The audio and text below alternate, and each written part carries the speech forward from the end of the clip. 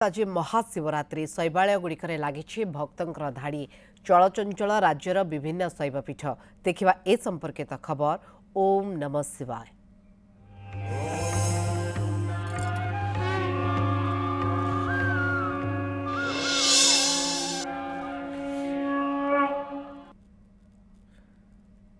राज्यर अन्यतम प्रमुख शैवपीठ कपिलास रे प्रभु चंद्रशेखर जागर यात्रा पालन होउछि। एही अवसर में उपमुख्यमंत्री प्रभाती परिड़ा कपिलास पीठ को जाई प्रभु चंद्रशेखर दर्शन करिसेंति। कपिलास को एक स्वतंत्र पर्यटन स्थली भाव में रूपांतरित करने पई डीपीआर प्रस्तुत हो सारी। एथिपई प्रत्नतत्व विभाग जंगल विभाग सहित जोगाजोग होइछि। खूब शीघ्र पीठर उन्नयन कार्य आरंभ होगाकू जाउछि बोली उपमुख्यमंत्री प्रभाती परिड़ा कहिसेंति। ए अवसर में राज्य खाद्य जोगाण और खाउटी कल्याण मंत्री कृष्णचंद्र पात्र कपिलास रे प्रभु चंद्रशेखर दर्शन करथिले।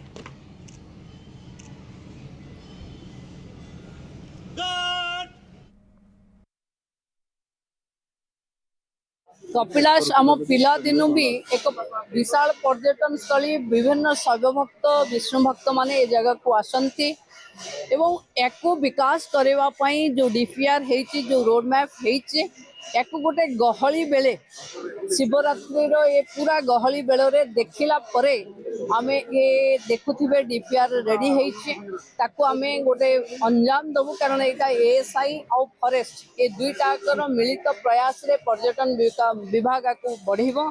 ए अंचल विधायक माने मंत्री कृष्णपात्र महोदय सबु बेले यार विकास पाई आम पाखे दाबी रखी थे।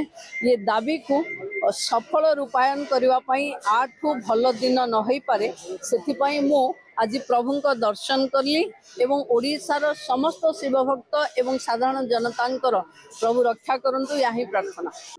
डीपीआर प्रस्तुत हो सारी बड़ डीपीआर आपड़ जी भावुं ता नुहे ता तो बहुत अधिक गोटे विश्व दरबार रे गोटे बड़ टूरिज्म सेक्टर एटा करने आमर चिंता चली माननीय मुख्यमंत्री सम्मति प्रकाश कर काम आगे चली जिते बड़े पूरा फाइनल डिक्लेयर कर दिया किंतु मानतु आउ ये जो पीठ बहुत बड़ टूरिज्म प्लेस होगा जाऊँ।